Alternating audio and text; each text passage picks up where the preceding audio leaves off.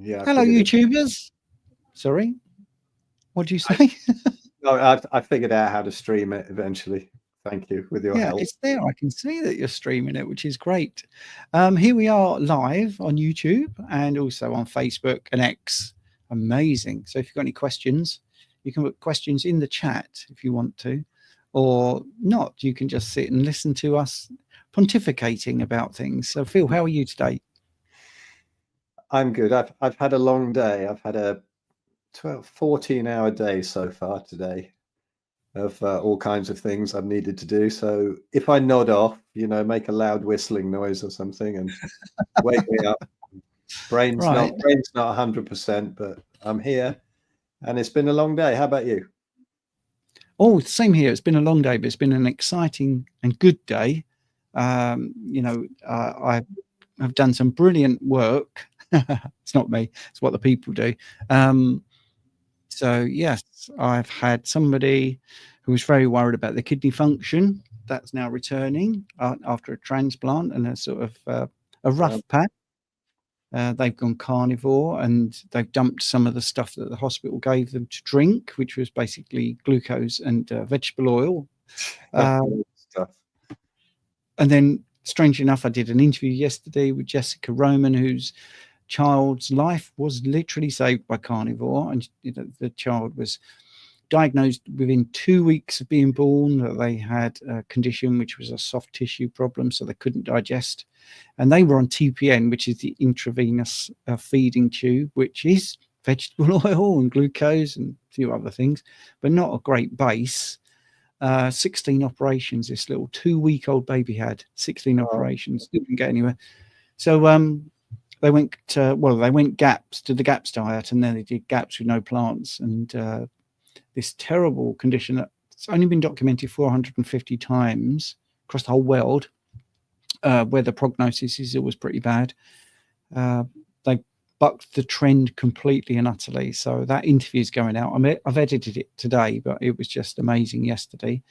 Jessica's been on Chafee's channel and Sean Baker's channel, and she's written a book about the story. And it's just been a day of just fantastic feedback and people doing really well. And it's tiring, isn't it? But it's very satisfying as well.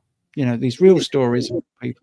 It's amazing, isn't it, how quickly the results come with this? Because I was on a podcast yesterday, Rafael Camargo, and I hadn't heard of him. I wondered why I hadn't, because he's been sort of working for the food industry and doing restaurant reviews, that kind of thing. Huge following on Instagram. And he said, do you want to come on and talk about carnivore? He's only been doing it 4 months, and he says, I'm just going to have to lose most of my followers and stop working and getting all the income I had, because I've had such incredible results in 4 months. And so I just want to interview all these carnivore people. I'll get you on there as well. But huge following, and he's got enough integrity to say, you know what, I was wrong. I need to stop pushing all this these sort of multiple foods and street vendor reviews and things like that I used to do. So yeah, people say, oh, we only do it for the money. The vegans come on and say, are you only pushing it because you're sponsored by the meat industry? And I say, please, come and show me where my Ferrari is. Have a look at my rotting windows. You don't do this for the money, really. But the feedback is wonderful, isn't it? It really is. Every day you get these comments, beautiful comments. So yeah, that's a great one. I look forward to that. Yeah, my July earnings. You're a YouTube partner. July earnings, £229. Well done. I got £53 yesterday, and I haven't had anything for 3 months. All right, you see, but we're not bringing out the smallest violin in the world, but we do it because we love it and we want to help people. And you'll not be a millionaire in this way of eating. And strange enough, I was on Dave Mack's channel this morning talking about how much money is wasted. And I was on my Substack, I did a thing called The Doctor Will Kill You Now. And it was all the stats from the CDC and Johns Hopkins peer-reviewed study saying that the third biggest killer is medical error. iatrogenic harm, basically, which is a posh way of saying, you know, physicians harming you. 100,000 deaths, according to the study, from prescriptions correctly prescribed and correctly dosed, but still the wrong thing. And I was saying about, you know, how we could fix this. But the biggest thing that Dave found quite surprising, because I got into, you know, how much is this costing the states, this medical, you know, error thing? And it's 25 billion. And people don't really understand the difference between a million and a billion because it's thrown away into so much. And you might like this, Phil, actually. So I said, if you started counting seconds on your watch and you watched the second hand and you counted 1, 2, 3, 4, 5, and you counted to a million, it would take you 11 days. If you counted to a billion, it would take you 31 years. A billion is a lot more than a million. And we talk about, there's a 25 billion black hole in the NHS. Well, that is criminal. That literally is criminal. And if you're looking at medical errors causing an estimated 25 billion, that's a lot of money. And it can be, so I was saying that, you know, it could be easily solved. And there's 3 or 4 things. You want to see what I said, I don't want to get banned on YouTube. You have to go to my Substack, because there are 3 or 4 things that can be done, and it's known that it can be done, and people like the CDC know it and have actually talked about it, you know. So it's really frustrating that these things could be easily sorted. And you know, but when you say stuff like that, you don't get millions of followers because the easiest way to get millions of followers is to say what they want to hear, which here's one that they don't want to hear. So they've got iatrogenic death as number 3, but number 1 and 2 are heart disease and cancer, right? So where does the heart disease come from? It comes from the ridiculous advice from these same people. And the deaths from cancer, I'm sorry, but a huge percentage of them are from the chemo. So I reckon they've got 1, 2, and 3. Well, so do I. I think if we talk about mainstream medicine, you know, and the legacy media, they're all in cahoots, pharmaceutical companies. So that's us banned now. Well done. But if you want to hear more and actually a bit more details, you know, the best thing is to turn up to a festival, isn't it? That's the thing. And that's one of the things I would say that's the best thing to do, because, you know, this online stuff is great and it's a lot of fun. We can hook up that quickly and put it out to a load of people, but there's nothing really like being in the company of other like-minded people. And that's how humans are designed, isn't it? You know, that's what we thrive on. So these festivals are great. And weirdly, I've got one coming up and Stephen is speaking at it with a load of other amazing speakers. So I can't wait for that.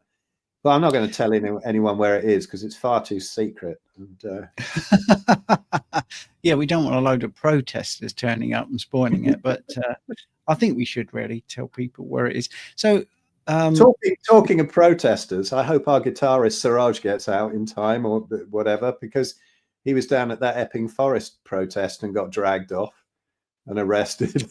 So yeah, we need to be careful what we say here. I know. Okay, well, just before we go to the Ancestral Health thing, just say hello, Julie, because she's saying hello. Hi, Julie. Hello. Yes. Yeah. The festival. Well, I was going to say about the Epping Forest. People are pulling me up for saying, you know, state-controlled Britain. Well, it is. I mean, that's the thing, and this is not controversial. The Daily Telegraph have said, and you know, for people that don't know, there's a lot of illegal immigrants or asylum seekers in hotels around the country, and one is in Epping. And local mums have been a little bit upset about this, and they're just mums worried about their daughter's safety and their children's safety. And there's been you know, wherever these hotels are, there seems to be a rising crime, and you're not allowed to say that. I'm very worried even just saying this, and that's what's wrong with this country.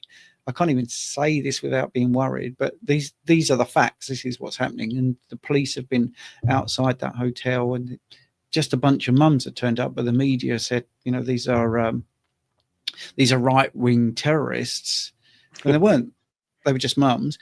And of course, what the Telegraph has revealed, and it's quite frightening, is that the police, in cahoots with the government, put some activists into the mix.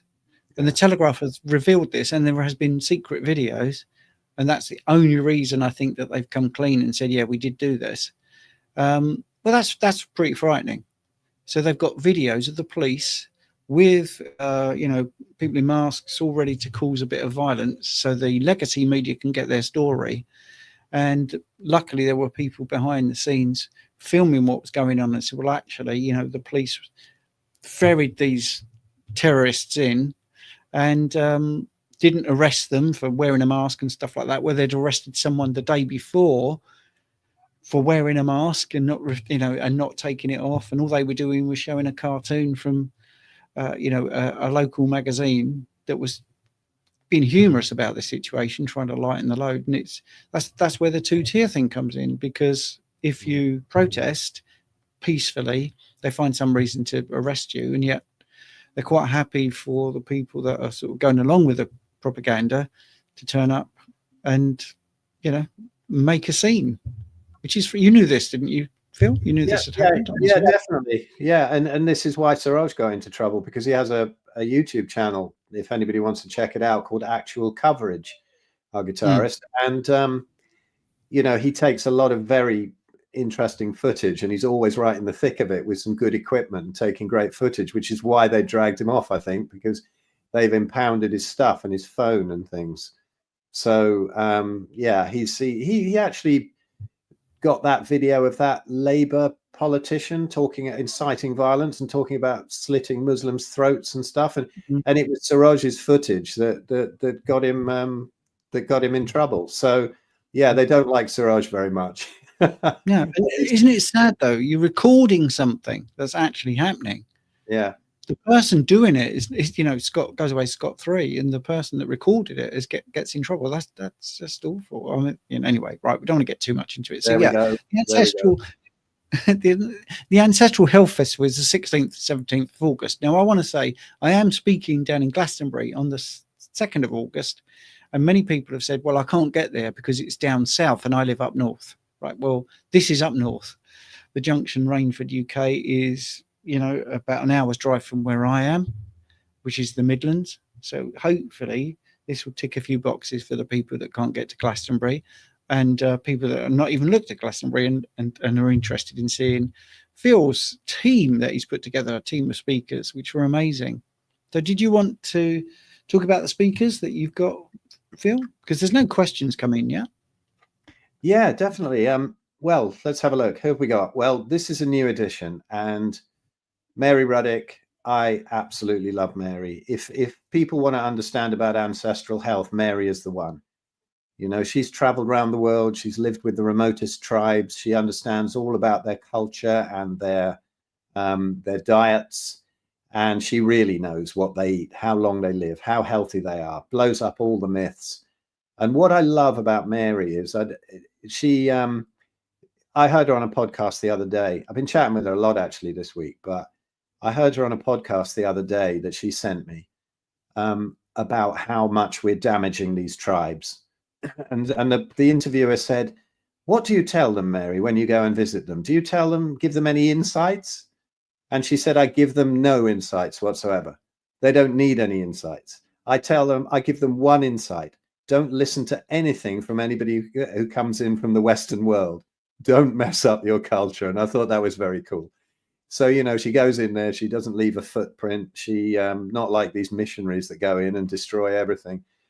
But that'll be great. Mary sadly won't be there. She will be at our Spain conference later in the year. That is sold out. She'll be there in person, but she'll be on Zoom. And I've been chatting with her about what she's going to talk about. She's also amazing with the microbiome, particularly about what you're missing at birth and how this can damage kids and for the rest of your life, really, if you don't get the proper seeding at birth, whether it's cesarean or for some other reason. And a lot of people say they understand about the microbiome, and I don't think they do. But Mary, I think she's actually got some really interesting things going on there. She's absolutely obsessed with the microbiome at the moment, doing some incredible research down to all the individual bacteria, what they do. And anyway, Mary is going to be very interesting. Then there's this idiot, Phil Escott, who just waffles on about how sick he was and how he got better from eating meat. There'll be a little more to it than that, but it's fun speaking. Now, these two, I've been trying to get them to speak at a festival for a while. This is Dr. David Unwin and his wife, Jen Unwin. and they have a practice in Southport, which is just down the road from the festival. And David Unwin doing incredible work in the practice, just going against all medical advice, standard medical advice, and getting people out of their diabetes.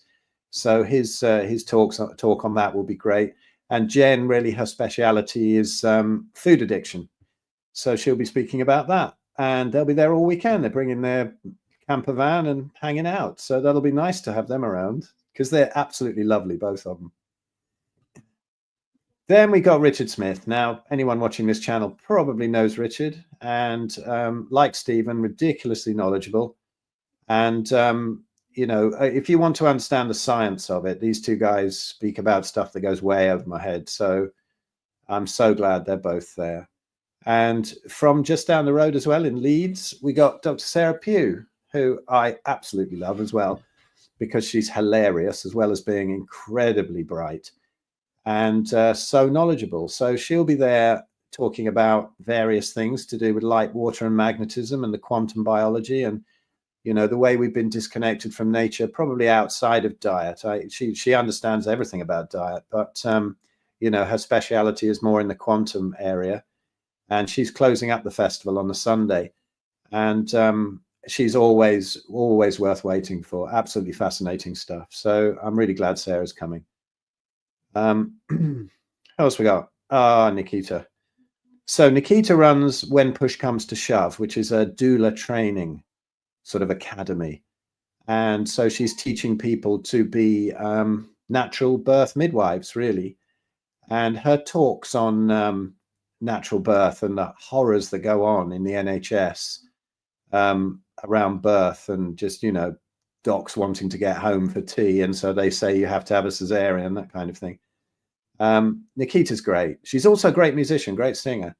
The first time I met her was when I went down to play with the Daz Band at some Freedom event a few years ago, and she not only did she give an amazing talk, and she's also hilarious, but she also was on at the same, you know, just before us singing, and she has some great songs on YouTube, particularly one called I Can Breathe Again. No, We Will Breathe Again. Check it out, Nikita, We Will Breathe Again. Beautiful song, and we'll probably play that before we go on with the Daz Band. So we did last year, and that's always fun because she's a great singer, and also into all the trauma release stuff. So yeah, multi-talented. And there's Stephen showing off his bicep there, as usual. And yeah, I always look forward to Stephen's talks. Stephen underestimates himself, don't you? You do all the time. You go, oh, I'm really boring. You are absolutely not. So come and listen to Stephen, because he'll honestly, amazing stuff. I don't know quite what he's going to be talking about this time, but whatever it is, it's going to be brilliant. So who else we got? Yeah, my friend Mighty Goodson. Now, she lives just down the road from me, personal friend, never given a public talk before. So she's asked me to do it in podcast style, where I'll sit up there and interview her. But really, I don't know why she's worried. She's incredibly eloquent. She's been on my podcast. All these, there's little links below where you can see interviews with all these people. But Mighty, yeah, just incredible with the EFT and NLP and all these sort of trauma release and counseling type skills. And she's also very funny, and so we're going to be doing that, because I think that's all part of our ancestral disconnects, because so many of us are so stressed these days. And as Mary Ruddick says, when you're living close to nature, you just don't have those constant stresses. So if you want your stresses unwound, Mighty's the one. She's great. Cool. So this is my old friend Roger Davis, and he is, you know, like kind of Ewan LaCour, MoveNat, wasn't it? Like the natural movement stuff. He does great workshops. So he'll be doing a workshop on the Sunday around lunchtime, doing all the natural movement. And then there's Janice Cameron. Now, she came along last year, and I wasn't quite sure about this, because I'm really into breath work, but she does it with all this music, and it was blaring out, and I thought, this is a bit weird. And I didn't actually take part because I had a load of other things to do running around. but people were coming back in absolutely blissed out. Is she coming back next year? So Janice is coming back next year. So do her breathwork thing, which will be on a Saturday in the sort of lunchtime kind of break. And yeah, proper character, Janice. She's great.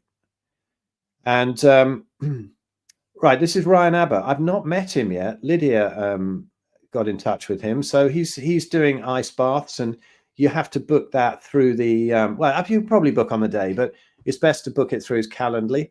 So he's coming down, not just the old cold water plunges that Lydia and I put up last year, where people were just jumping in whenever they wanted. This is a proper sort of 20-minute to half-hour session of instructions and really understanding about it. So he comes out with the proper gear this time, and a very interesting guy. I'm going to have to interview him at some point because he's very, very interesting. And then there's Diane Hughes, a great friend of mine, who is coming down to do massage and reflexology. You can book that when you're down here. She'll have a separate gazebo tent thing and have a massage. My missus had one last time and absolutely loved it. And Sarah came out raving as well when she jumped in there for a massage. So yeah, we got that going on too. And yeah, the Daz Band are playing. So we'll be playing on the Saturday night at 8 o'clock.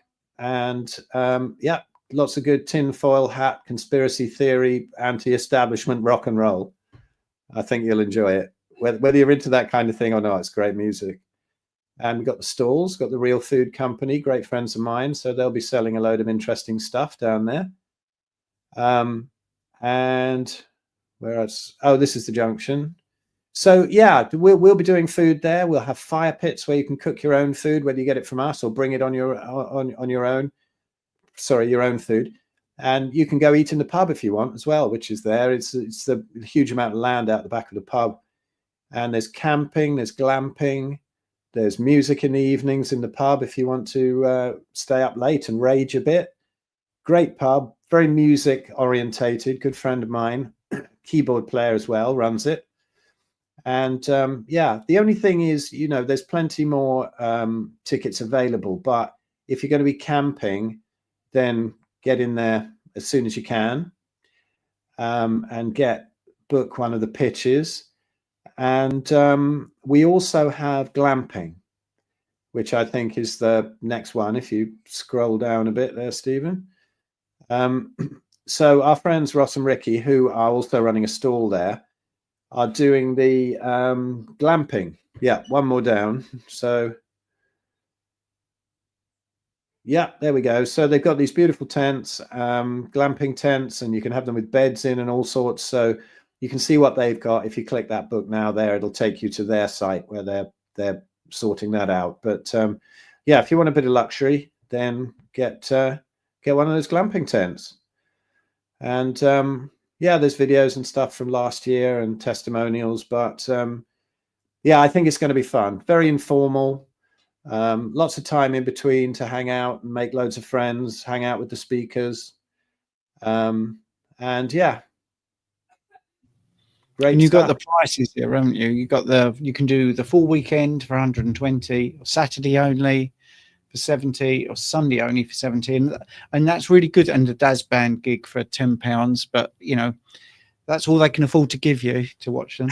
So you know, the thing is, that's included though. That's only if somebody wants to come down for the gig. If you come down on the Saturday, you can come to the gig. That's all included. That's all. But I like that you've done that, because very often with weekend things, you don't have the option of a day pass. And some people, you know, I've done a couple in the past where people have said, I would come, but I can only do Saturday because Sunday it's my father-in-law's birthday, or vice versa. Yeah. You know, so I think doing that is brilliant. So people can either come down and, you know, 2 days and stay camp or stay in a hotel nearby or whatever. Yeah. And like you say, if they just want to see you perform, you know, 10 quid, just turn up for the music. But I just think just getting outside, that's one of the things I liked about it, you know, last year. And you've got lots of testimonials there from Laura. They're fantastic Festival of Health, great knowledge, lovely grounded people and brilliant atmosphere. And then you've got, how would you pronounce that? Suroj? That's Suraj? Suraj. That's Suraj, who's been All right. arrested. Yeah, that's our guitarist. Okay. It brought two worlds together, and it was great to see people from the community come in and join in, those who have travelled far and wide with such different opinions, but same love of health. And Fair Hill Journal said, please tell me you're doing one next year so I can bring more people. I can't get over how well priced this was for the amount of information that's available. Thank you so much. So, and there's a nice little video there. So you've done a great job there, Phil, actually. It was a really good gig the last time. And I think you've built on it. I think it's better. I think, you know, you've put more effort in, I think, and really got better speakers and more variety. I think the food sounds like it's going to be better than last year.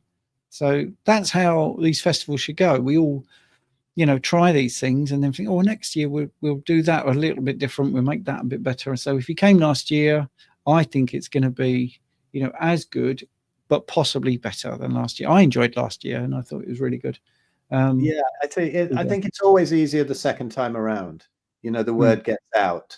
The first time people don't really know, you don't have testimonials, you don't have that kind of thing. But this year it's been so much easier to sell the tickets, definitely.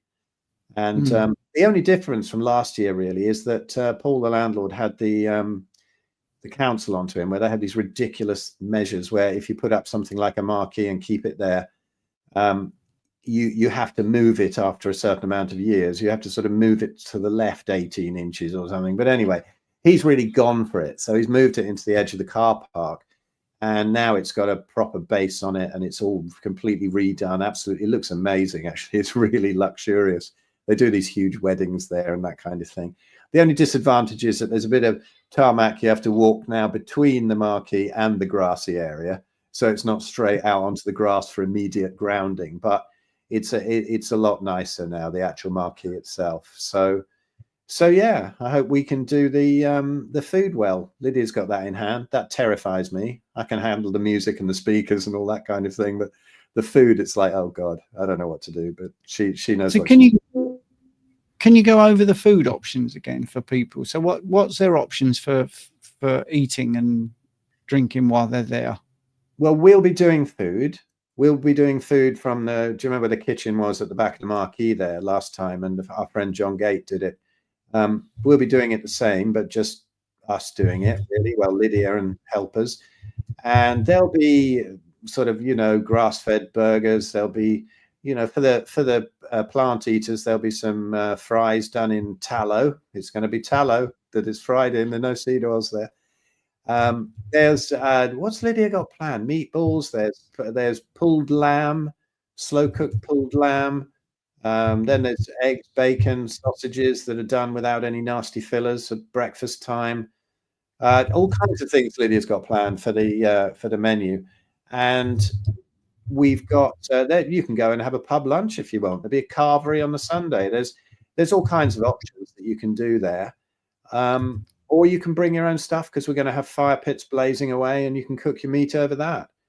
Or sit around and eat it raw like some people did last year. We had a couple of raw eaters there, which is cool. But yeah, whatever you like. Those are the options. Bring your own. We'll be selling some. I think there's going to be a butchery demo as well. And so you'll be able to buy meat from there like we did last time and chuck it on the fire pit. There we go. Yeah, I mean, that's just so brilliant because I think the food is a real big thing, because one of the things I would say about some of the festivals I've been to is the food has let down the event, because we're talking about great nutrition, and it's a bit like when we complain about hospitals, you know, where you go out and it's vending machines full of Coca-Cola and, you know, donuts. These people are trying to get away from cancer or something. So I think you're not thinking of that particular event we went to together where there was a great big bucket full of quinoa and some beans. Yes. Well, I'm not getting into that. So, right. Justine has just made a comment, by the way. I don't think it's a question. Hi guys, husband had 2 DVTs, so that's deep vein thrombosis, bilateral lung, which is a pulmonary embolism, and last month a minor stroke. I think we all know what that is, disruption of blood flow to the part of the brain. Has been carnivore for 5 years. Triglycerides to HDL ratio of 0.5, which is exceptionally good.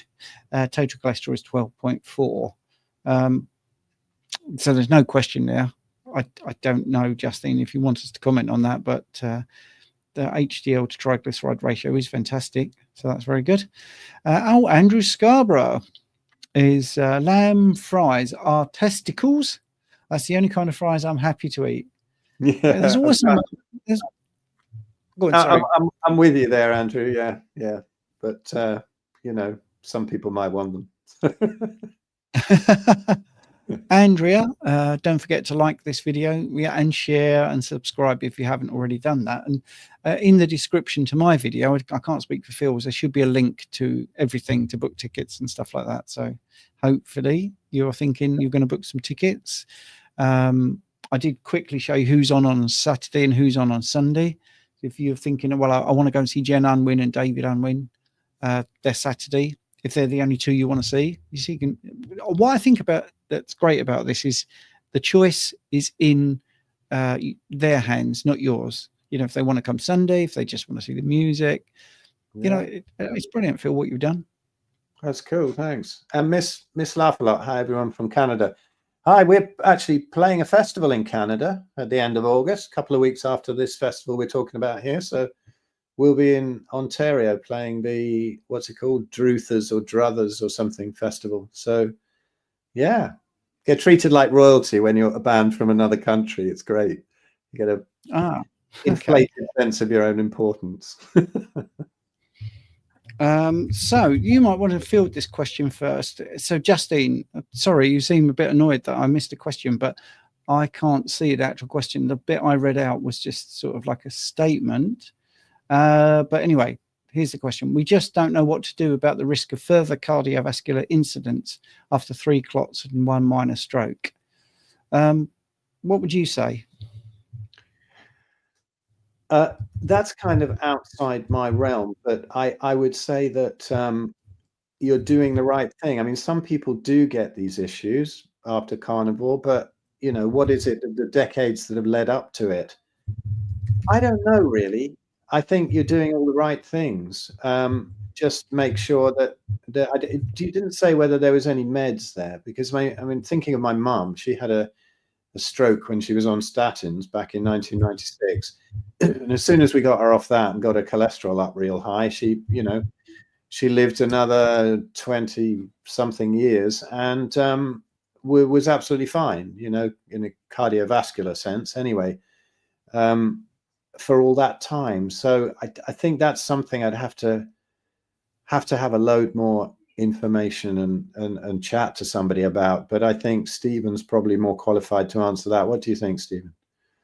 Well, firstly, we're not doctors. All right, I have a physiology honours degree in physiology and health sciences, but so we can talk about this in general. So what is the standard duty of care? What would you do for someone with those problems? Well, first is anticoagulant treatment, which is a posh way of saying you don't want your blood to clot anymore. So when people talk about blood thinners, for instance, they're not really doing that. They're stopping them coagulating, which is one of the problems when you've got this sort of situation. So that would be one thing.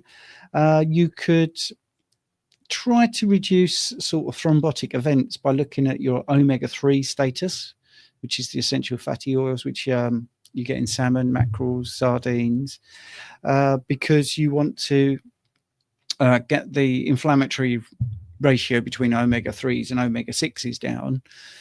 You don't want so many omega-6s, you want more omega-3 really. So that would be helpful because we know that's anti-inflammatory. Make sure that if you just look at the common sense of it, if you've got a pipe, if that's your artery, okay, and for some reason you've had these issues and whatever has caused it, whether they have hardened or whether they've had an injury, you want to make sure that the thing that's going through there, which is mainly blood and other nutrients and stuff in the plasma, you just want to make sure it's as clean as possible. It's a bit like a hose pipe, So what you're doing is you don't want that edge to inflame, because what will happen is it will make the artery smaller, because the beds, or the wall of the artery is thickened. So therefore, the interior will be smaller. So you don't want to be inflaming. You don't want to be overhydrated, because that will cause things like higher blood pressure. So don't drink too much water. Make sure that your urine is straw colored, not clear, because if it's clear, you're drinking too much water. See, water is not compressible. If I drink that becomes part of my plasma in my body, and part of that plasma goes into my blood and will put my blood pressure up. So make sure your urine is straw colored. Again, this isn't medical advice. This is talking about the situation, the physiology, what we do. So, but you make sure you're adequately hydrated. You don't want viscous blood. You don't want thick blood, but you also don't want to be overhydrated, where you're depleting yourself of electrolytes. So if you look at your urine and it's lightly straw colored, that's probably appropriate hydration. And that will also help you with your sort of sodium potassium balance, which is going to be great for your heart health as well. Movement is completely underestimated. Sadly, not one of the things that many people get prescribed. Regular walking is just about the best thing you can do, and that's across the board. If you've got lower back pain, for instance, walking is great because the biomechanics of your body are improved. And long walks, not hiking, not where you're sweating, will actually be one of those things that burns fat rather than glycogen, and that's a good thing. If you're going on long journeys, compression socks, it's all the normal things. I think you've probably been told, but try not to get too stressed, try to get plenty of quality sleep. The thing is, Phil does know all this. He says I'm putting my light under a bushel, but this guy sitting here is exactly the same as me. He knows all this. So I would look at things like folate as well, so that you can get folate from eggs. If you don't like eggs or you can't tolerate eggs, then you could look at organ meats, but you don't have to have a lot. Just a bit of lamb's liver or beef liver is particularly good. If you're looking for folate and B12, you're getting abundant B12 actually, so I wouldn't worry about that. There's a comment here about supplementing vitamin K, and I was just about to say whether that might be worth it, because that's quite a safer way than some of the blood thinners, I would have thought, the medical ones anyway, for taking that. And also grounding, because let's get into that question then. So let's just jump that in as well then. So what the cruise? Oh, good supporter cruise. Hello, mate.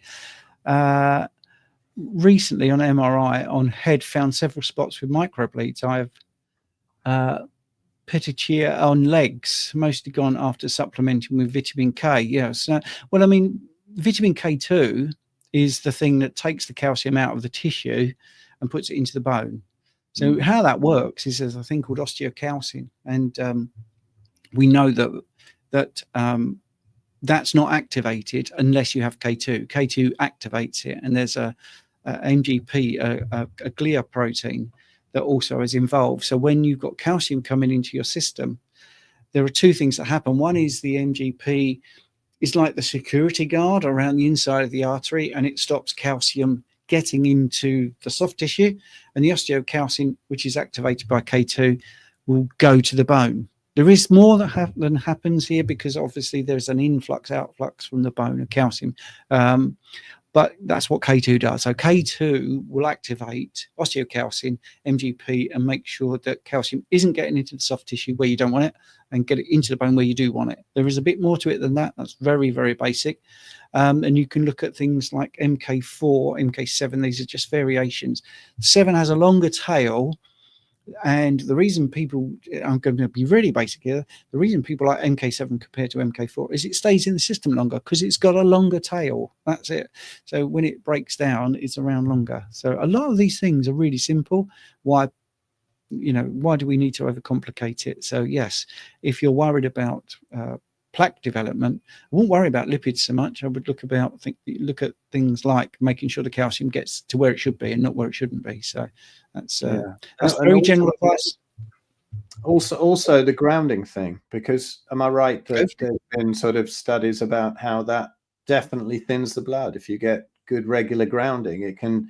I heard Bart Kay, I think, going on about how it can do it in just seconds, pretty much, after you get your feet on wet grass. And so get a lot of grounding, get the light right, get the circadian stuff right, so that that's when the body heals, is when you're asleep. So So yeah, anyway, sausages. Somebody was asking also about where do we get them at the festival, which ones at the festival, and Andrea, so I wish I could find bangers without rusk. Well, Andrea, I mean, in the shops there are a few. I think there's Hex sausages where you can get, in England anyway, where they just have a little bit of rice flour in there, I think, and the kids like them.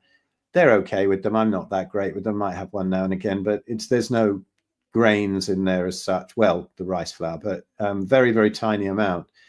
But for the festival, we're going to get them made up. You go to a local butcher, a good place, and you just say what you want in them.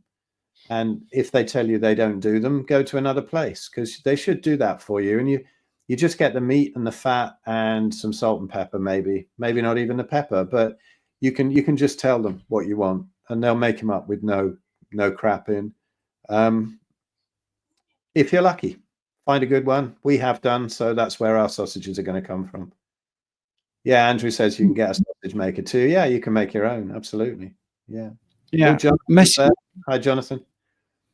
Oh, Jonathan's there. Great. That's okay. Andrew, firstly, I want to say about Andrew Scarborough, I'm enjoying writing my Substack, but I enjoy more reading Andrew's Substack. It is absolutely awesome, mate. So, and I'd be really interested if you could hook me up on an email. Tell me whether you're going to the PHC. I think it's in May next year in London, because I'd like to talk to you about that. But anyway, right. Well, one thing, because Andrew said here, look, get a grounding towel if you don't want to stand in dog turds. The thing is, Andrew, I think I've got a little bit of advice for you there. Maybe stand next to the dog turd rather than putting the towel over the dog turd and then standing on that. Then you won't have to wash the turd off the towel either. I find it fairly easy to avoid dog turds. Yeah. So I think the sausage thing, I want to add a little bit of that. We've got a local butcher. We got three to choose from, and they all get a mix, like a seasoning mix, and they put it in. So some butchers just don't want to start from scratch, and it's really easy. So you've got to persevere with the butcher and say, look, we're going to buy a lot of sausages. So if you're going to make it up, all we want is sausage meat and salt, maybe, for instance. Obviously not pepper, because that's so damaging for most people. So yeah, okay, right, let's get into the next comment, which I thought was really interesting. So hang on a minute. So what do you reckon is the next one? So let's have a look. I've lost where I was. Oh yeah, Andrew says so Andrew is saying to Justin, who we just talked about, HbO2 could be good start low and increase pressure. So that's hyperbaric oxygen therapy, or treatment, some people call it, and that's where you breathe basically 100% oxygen, which obviously is going to stimulate increased tissue oxygenation. So what we were talking about with strokes and stuff like that, you want to keep your body well oxygenated, and it stimulates new blood vessels. So that's good. And then he's also talking about EWOT, which is the exercise with oxygen therapy, and that's another thing that people are really into. So getting oxygen into your body, either sort of in a sedentary way or with exercise, is really good. EWOT, which sounds like something from Star Wars, doesn't it? Yes. Well, it made me laugh saying that. Right, okay. So what's the next thing? So we've got Cruz saying, oh, well, we've had that one, haven't we? Yeah, we've had that one. Prior testing found very low vitamin K. K relates to, how do you pronounce this again? It's Putikii, isn't it? Putikii, or something like that. Anyway, by improving. I've never said it. I've only seen it written, so I don't know. Yeah, I think it's that, and yes, but that's K1, isn't it? This is the thing. You got K1, which is something to do with improving clotting, and K2 helps with moving calcium around. But anyway, right. Jonathan's there. Jonathan said here, blimey, how can sausages light up the chat. I bought a sausage maker. I gave up after 400 grams of mince. I think if someone has a good knack, they will get a lot of use with one. All right, okay. Andrew is saying good butchers are hard to come by, at least in my neck of the USA. Yes, and Chris is saying yes, all local butchers are premix. So I'm going to do a live next week about sausages. So, yeah. You need to find, I think, one of these places that have their own animals. Yes. You know, well, we've got one of the. Yeah. Yes, but our farm just there, literally like a 2-minute walk. We actually had ribeye from it yesterday and sirloin from it today. Wow, the meat was amazing, but the sausages are still awful. It's just, you know, I know we're not talking the same thing, but you would think a butcher that knows how to get really good cattle and really good meat would also be really on it with the sausages, but they're just not. Well, Andrea there is saying just hard to find custom anything in the States or even good marrow bones, which is interesting. Carnivore muscle, Jonathan, I've used HBot, very effective, just costly on time and expense, of course. I rate it very highly if someone has good access. And Miss laugh a lot. Good idea. I'm going to ask my butcher to make sausages. Right. Well, let's tell you something. Right. I used to make sausages because at 15 years old, I had a Saturday job in a butcher's. And I used to get there at 5 o'clock in the morning before the market opposite in Gravesend. Yes, it's as bleak as it sounds. Before the market had opened, and I used to go to this butcher's shop and I'd put my hands in the cold water with the bleach and scrub down these like big wooden benchy things that, you know, they chop the meat up. And then I'd go into the fridges and sweep out the fridges and bleach everything down. And then I would have to make sausages. Here's the bit you probably don't want to know, is everything went in the sausages. You know, eyes, connective tissue, absolutely everything. Now, what you won't be surprised to know is that butcher's got shut down by the health and safety people. But it was an eye-opening experience for me because I was putting things like eyes into sausages. It was now it didn't put me off sausages, by the way. I still did you ever put whole eyeballs in, just peeping out, just to wind people up? Yes, but they get ground up. But you put no. You just pop one whole one in. Oh no! Just that they open the packet and there's this one sausage going like that. Yes. MSGA, brilliant. Make sausages great again. I think that's brilliant, Jonathan. That's good. And thank you for the £2. You know, I was talking to Andrea earlier about the super chats because she's very generous and gave a couple of super chats recently, or quite a few actually, over the years or over the months. And they make a big difference. They really help. They do really help. Make sausages great again. I think that is such a good thing. Maybe we should get some hats for that. But anyway, right.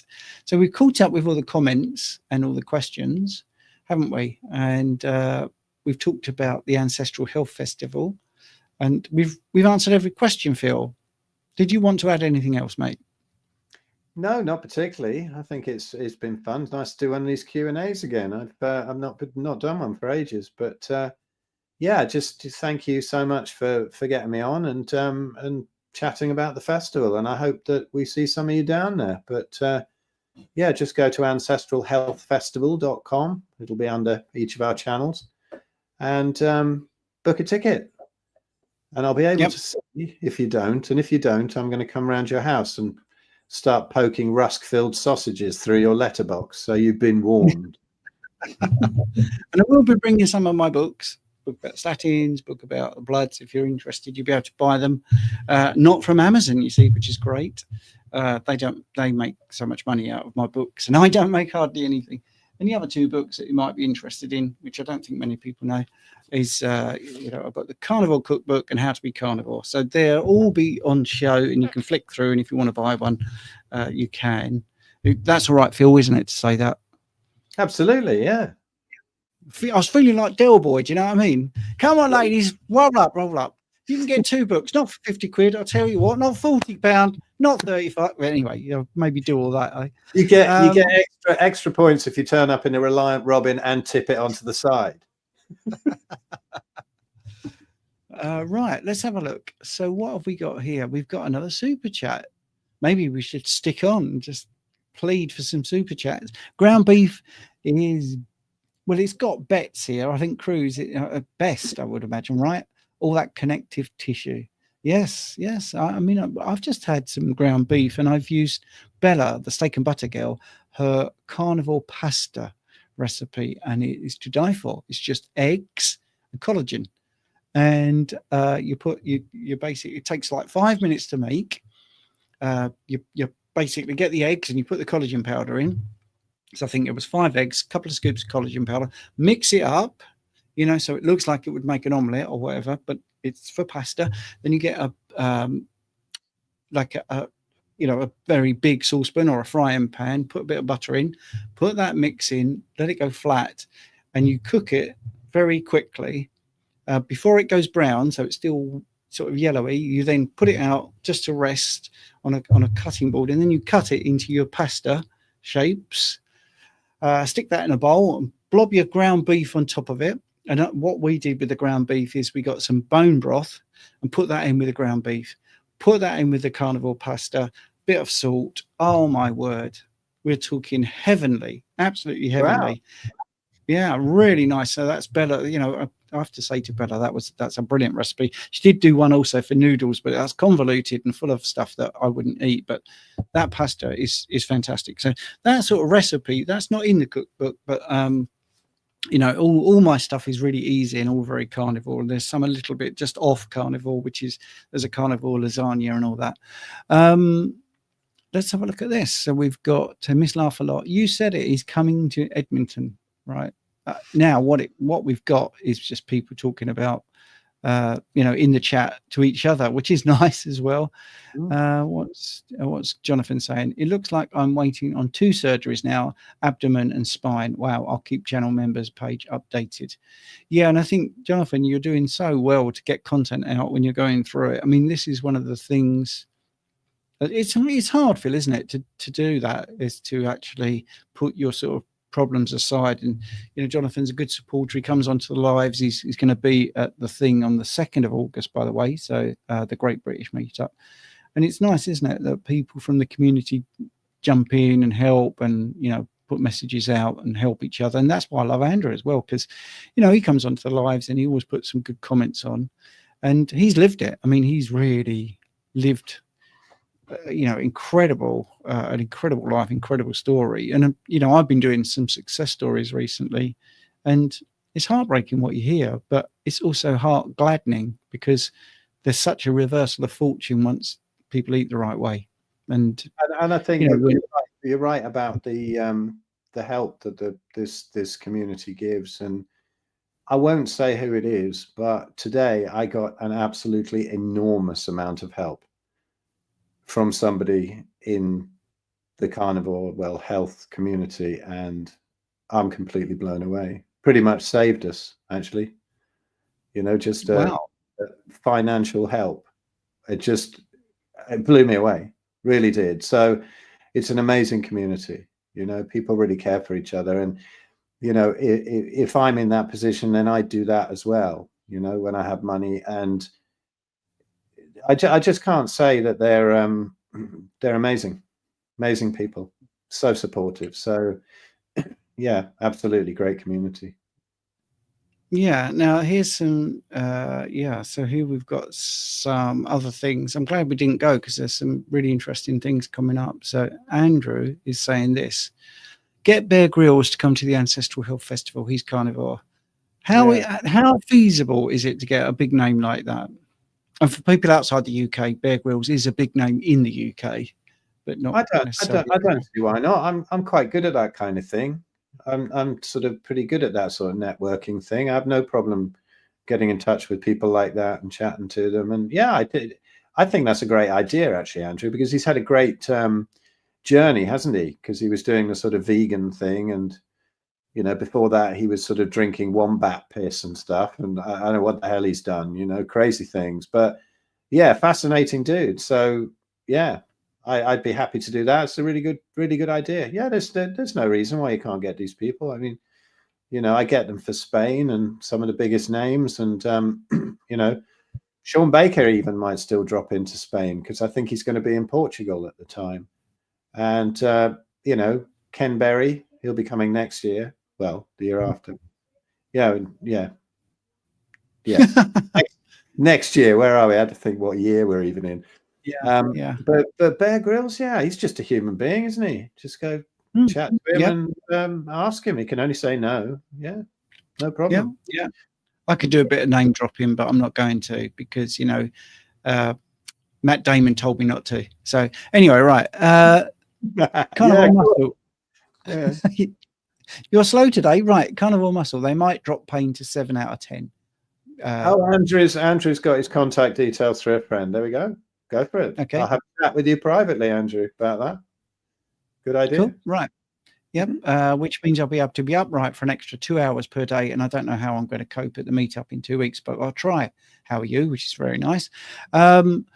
See, this is one of the things I actually quite like from my days in rehab, where you put a number on stuff, because I do think some people they expect perfection, but actually sometimes perfection isn't achievable. But if you can give yourself an achievable goal in a realistic time frame, that really helps you. I think it's the same with fasting. If you want to fast, set yourself a realistic goal. Don't say, well, I've never fasted before, I'm going to do a 7-day fast. I've heard it's brilliant, because I think you probably will fail. But if you want to get to do a 7-day fast, think, well, I'm going to do 18 hours and a 6-hour eating window, and then the next time I try it, I'm going to do 24 hours, etc. So it's always good to talk about like that. And Jonathan is saying he's going mainly to see Stephen and Rich, probably to throw tomatoes at us or lettuces or stuff like that.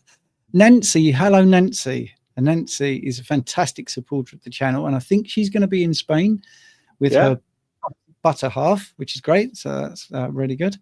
We've got another super sticker, so we would have missed this. April here. April, thank you so much for the $9.99. It does really help. It does seem like a lot, a little bit of money, but it all builds up, and what we said at the top of the show, I'm still panicking in the back of my head. I will be honest. Oh, wow, is this going to get me taken down? Because, it's very difficult to say what we really want to say. So I can't wait for the conference so I can actually speak properly about everything.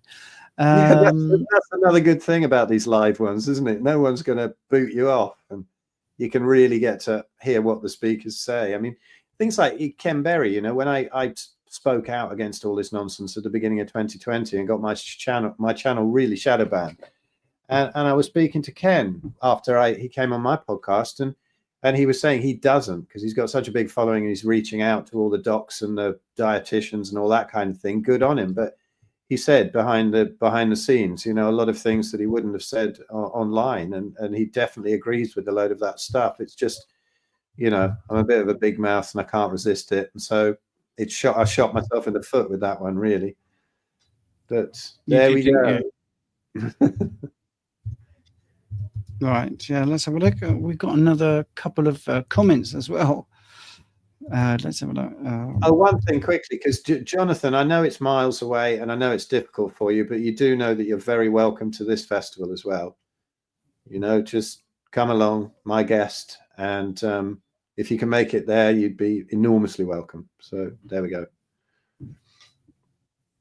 Right. Let's have a look. April is saying, what would you suggest to get my 92-year-old dad off statins? His latest blood work has his LDL at 41 millimoles. Is that going to be 41 millimoles per litre, which would be that'd be like 1,500 milligrams per deciliter. So maybe that is milligrams per deciliter, which is incredibly low. Trig's at 106. Yeah, I reckon this is all milligrams per deciliter. Sorry, because we're in the UK, I thought you were talking UK numbers. So yeah, 41, which is incredibly low. Trig's at 106. HDL at 58. Advanced sarcopenia, bone loss, worsening dementia. Right, well, this is a really tough one because we can't give you medical patient advice. We can give you information. That's all we can do.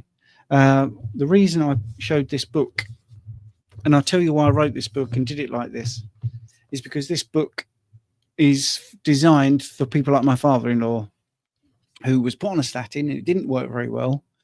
By the own admission of the doctor, and the doctor took him off the statin, and part of the reason was because his memory started to fade and he was getting signs of dementia. and he was getting muscle.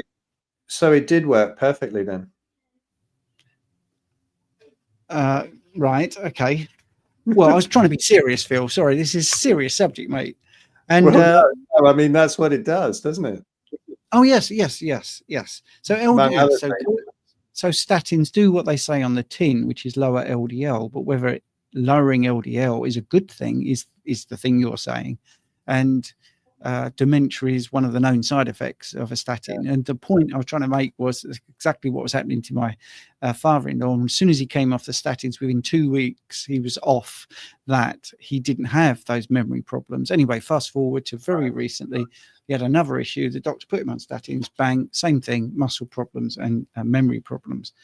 But yeah, so the reason I wrote this book like this is because it's big print and it's for older people mainly, or for people that are not really interested and like their things bite-sized. So, for instance, it starts in 1913 with Nikolai Anchikov, who actually gave a rabbit cholesterol dissolved in vegetable oil to see what would happen. And of course, the rabbit got sick eating cholesterol, which is a bit like saying we've got a cow and we fed it steak, or we got a lion and we fed it grass.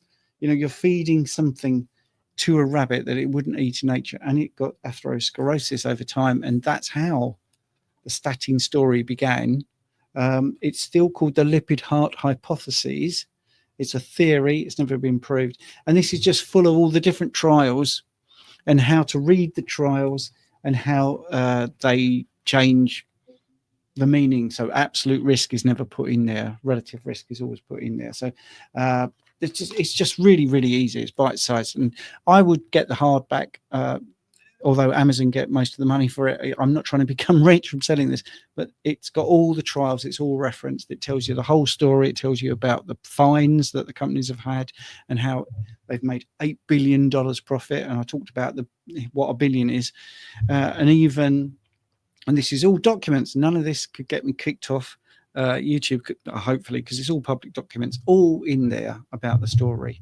So I would try a bit of education personally, because the lower the LDL, it seems, the more likely you are to die. And that's from studies as well, which is NHANES data, 1999 to 2004, I think, or 2014, 68,000 patients were looked at. And those with normal or low cholesterol, so 41's very low, had a two times more likely to die. That was that particular study. And those admitted to hospital, another study, 116,000 patients admitted to hospital with heart problems. They looked at their LDL, and 48.7 of them had normal or low LDL cholesterol. So there's no signal there to say that LDL cholesterol is a problem. And when you look at statins, wow. Exactly what Phil said, a bit tongue-in-cheek. But yes, they do what they say on the tin, which is lower LDL. Do they increase mortality? Do they make people live longer? No. The best study they can come up with shows that people live 4 days longer. But then there's a bigger threat to those side effects. And the number needed to treat, which maybe is a term you haven't heard. If you go into any medication, you can speak to the doctor about any medication they give you, and you can say, what is the number needed to treat? And this is how many patients would need to get that tablet for one to get benefit. And on statins, sometimes it's as many as 220 patients would need to be given the tablet, and out of that 221 might get a benefit. The number needed to harm is often something like 25 to 1. So 25 patients get that tablet, one gets a side effect. So they're the facts. They're irrefutable facts from studies and public documents. So I would get myself some knowledge in that area. I would definitely buy my book or a book like it.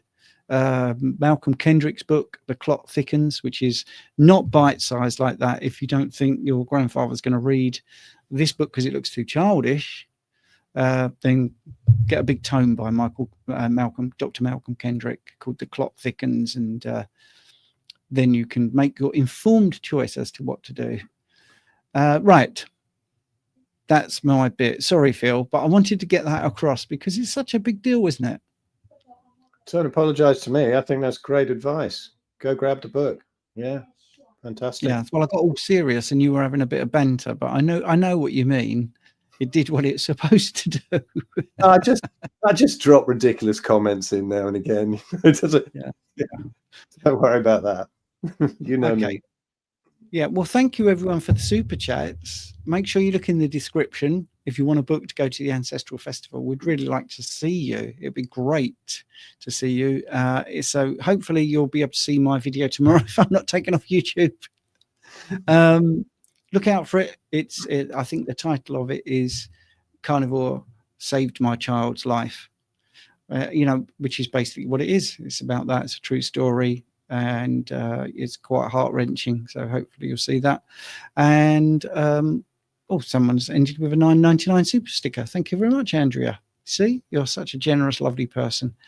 And we will see you again soon, won't we, Phil? Yeah. Just before we go, though, a couple of things. I've got an episode of my Red Pill Sangha podcast coming out with Stephen very soon, so look out for that. I asked him all the questions that people usually ask about what about this, what about that with the bloods, and we go through all the different types of normal kind of sections of blood panels, and some great answers in there. If anybody's wondering about bloods on carnivore, watch that episode. It'll be out soon, and get Stephen's book on the bloods, of course. Now, one other thing though I'd like to say, which has got nothing to do with carnivore, but here's a little plug for a friend of mine. There's a good friend of mine who used to be a manager of our band back in the early 90s. He managed incredible numbers of bands. He's worked in the music business for ages. One of the only real, honest, lovely people in the music business, to be honest. And then he did all sorts of humanitarian work all over the world. And then he settled in Indonesia on one of the islands and set up this paradise resort. And then he ended up living out there in absolute paradise. And then he ended up being wrongly imprisoned with a trumped up drugs charge. It was nothing to do with him. And his story is incredible. It's out now on my Red Pill Buddhist podcast, Red Pill Sangha podcast. And it's also on my YouTube channel, the last video that's there probably. Have a look at it, because I've got a Give, Send, Go campaign. He got totally extorted. The corrupt officials managed to take all his money, his hotel and everything. And just have a listen to the first 4 minutes of that as he reads out from the book that he's written about this. Listen to the first 4 minutes of my friend Ken talking about watching his mother die over the phone in hospital when she was in hospital and he was in prison, and it was on his birthday. It's like, you have a listen to that. Both of us were actually in tears at the end of that. It's not till the end of the podcast. He does other readings from the book. But if anyone can help Ken, bung him a little bit of money. I've got a Give, Send, Go thing out there. And have a listen to the beginning of that podcast. It's called Wrongly Imprisoned Abroad, Extortion, something like that, on my channel, Phil Escott channel, the last video I had up. I dare you not to be moved after the first 4 minutes. Lovely guy, amazing story. We could actually save his life, because if he can get out of Bali, where he is, if he can get out of there, it might stop the retribution from some of these horrendous people who might well come after him. So, yeah, he's actually not quite in Bali, so that's cool. I haven't revealed too much. So, yeah, go and have a listen to that. Help Ken out. He's lovely. So thanks for listening to that plug. Yes. Thank you for getting to the end of the live stream. Thanks for all your questions and attention and all your kind words and super chats. It's been absolutely amazing. Hopefully my channel will still be up tomorrow. I've got a little bit of panic, a little bit of white coat fear tomorrow, because my right hearing aid, and if you're watching, I think the camera mirrors, but this is my right, my hand I write with, it's still not quite right, and it really stresses me to go and get that fixed. But that's small beer compared to many people's problems. But it just shows, I'm 61 and I've been doing this for nearly 40 years, going to audiologists, and I still get a bit stressed about the to and fro-in and demanding that they do it right. I know what's not wrong, what's not right with it. And when I had it fitted, so this is the second one, I actually said, I know I'm not going to get used to this. Oh, no, you will. You'll get used to it. And I'm like, I won't. I'm not deliberately digging my heels in.